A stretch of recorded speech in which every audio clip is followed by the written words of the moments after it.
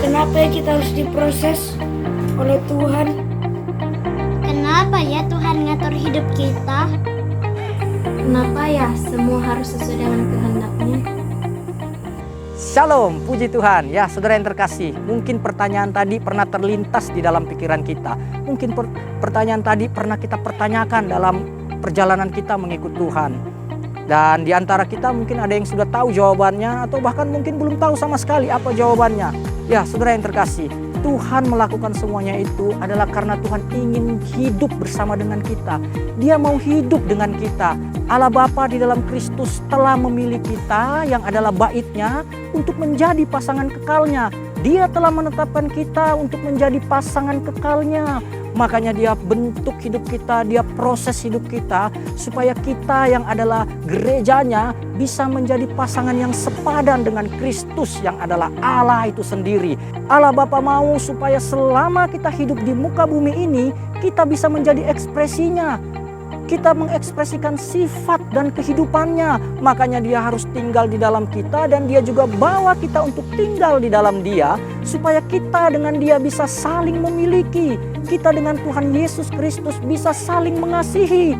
Oh, inilah hubungan yang sangat luar biasa, hubungan yang sangat dalam antara Allah dengan manusia. Kita bisa saling huni dengan Kristus. Kita bisa saling mengasihi, saling memiliki Kristus di dalam kita dan kita di dalam Kristus. Amin. Puji Tuhan. Haleluya.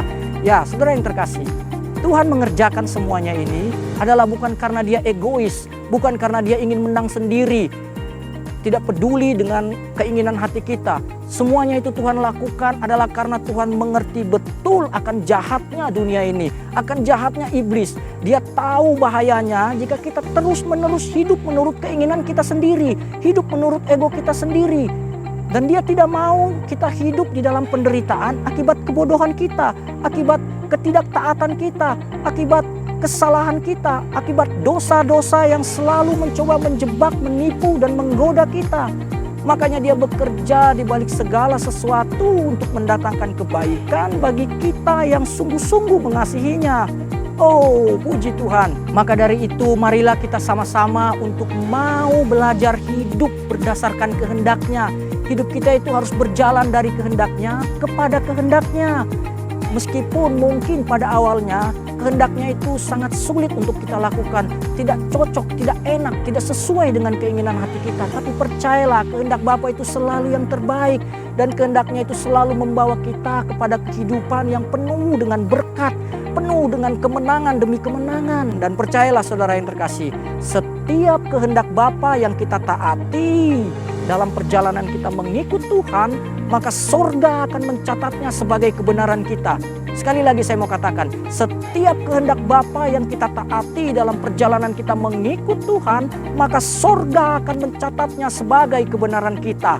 Amin. Puji Tuhan. Ya, saudara yang terkasih, terakhir saya mau katakan bahwa Tuhan Yesus itu sangat ingin hidup bersama dengan kita.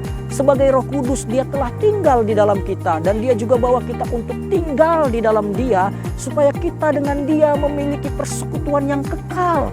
Dia telah menetapkan kita untuk menjadi pasangan kekalnya dan ini adalah kehendak-Nya. Oleh sebab itu, marilah kita sama-sama membuka hati kita, membawa hidup kita untuk mau hidup berdasarkan kehendak-Nya. Sehingga kemenangan demi kemenangan akan kita senantiasa alami dalam kehidupan kita. Amin. Amin. Puji Tuhan. Semoga ini bisa memberkati dan terima kasih. Tuhan Yesus memberkati.